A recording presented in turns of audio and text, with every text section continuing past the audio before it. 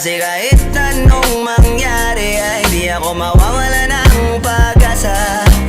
Ayaw kitang pilitin kung di ka pa handa. Sa susunod na lang, sa susunod na lang.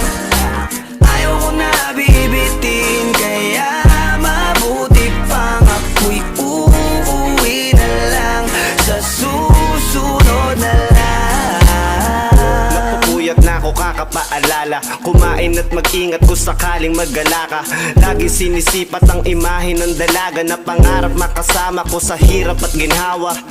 Typical na dahilan ng tagahanga mong hindi naghahanap ng iba kahit na nababatong. Naghihintay sa iyong sagot sa aking mga tinatanong, habang ang pamantayan mo ay pilit kong tinatalon. Kasi alam ko na hindi ka pa handa, may gusto kang makita pa sa akin at madama.